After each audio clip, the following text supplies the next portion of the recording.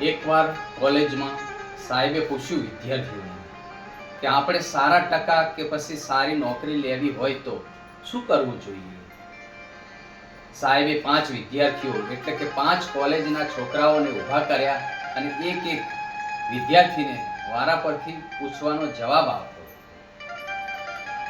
પહેલા વિદ્યાર્થીનો જવાબ, આપણે સાહેબ કહે તેમ કરીએ અને ભણીએ તો સારા ટકા અને આગળ વધી શકીએ છીએ અને સારી નોકરી મળે છે.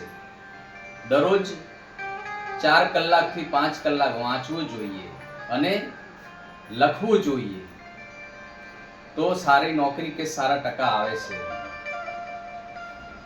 બીજા વિદ્યાર્થી કહે છે, નિયમિત કોલેજ જવું અને ક્લાસરૂમમાં સાહેબ ભણાવે તે ભણીએ તો પણ સારું રિઝલ્ટ મળે છે અને જીવનમાં આગળ વધી શકાય છે અને સારા ટકા આવે છે. સારા વિદ્યાર્થીની મિત્રતા કરવી જોઈએ જેથી કરીને આપણે આગળ વધી શકીએ છીએ. ત્રીજા વિદ્યાર્થીનો વારો આવ્યો અને ત્રીજો વિદ્યાર્થી બોલે છે કે હંમેશા સારા વિચાર હોવા જોઈએ, તમારા સપના ઊંચા હોવા જોઈએ અને ભણવામાં મહેનત કરવી જોઈએ. સવારે વહેલા ઉઠવાથી બળ બુદ્ધિ ને ધન વધે, સુખમાં રહે શરીર. તમારી દિશા સારી હોવી જોઈએ અને ચોક્કસ લક્ષ્ય ઊંચું હોવું જોઈએ. બધા માટે સારી ભાવના હોવી જોઈએ જેથી કરીને માતા પિતા, ભગવાન, આડોશી પાડોશી રાજી રહેવા જોઈએ અને તેમના આશીર્વાદ મળે છે તો પણ સારા ટકા અને સારી નોકરી મળે છે. ચોથા વિદ્યાર્થીનો વારો આવે છે અને ચોથો વિદ્યાર્થી પણ બોલે છે અને કહે છે, ભગવાને આપેલું આ જીવન છે અને માતા પિતાનો આપેલો આ જન્મ સારી રીતે જાય માટે કહેવું અને એમનું કહેવું માનવું અને સારું ભણવું જોઈએ અને વાંચવું જોઈએ તો પોતાના પણ ઉપર આધાર રાખે છે.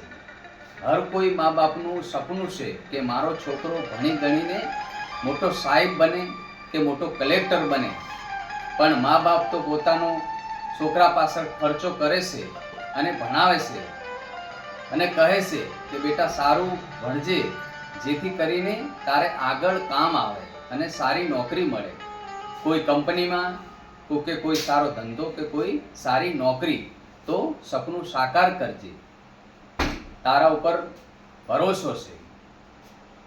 પાંચમા વિદ્યાર્થીનો વારો આવ્યો અને કહે છે કે પોતાના અભ્યાસ ઉપર લગાવ હોવો જોઈએ.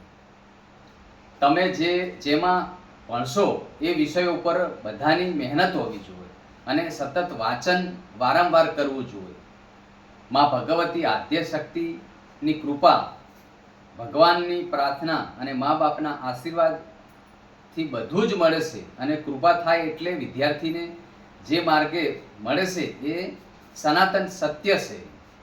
જ્યારે માણસ કોઈ પણ વિષય ઉપર મહેનત કરે છે ત્યારે તેનું ફળ ભગવાન જરૂર આપે છે. એટલે જ કહેવામાં આવે છે કે ભગવાન જરૂર આપે છે. જાગ્યા ત્યાંથી સવાર, ભૂલ્યા ત્યાંથી ફરી ગણો. આ જીવન છે, સુખ દુઃખ તો આવવાનું અને જવાનું.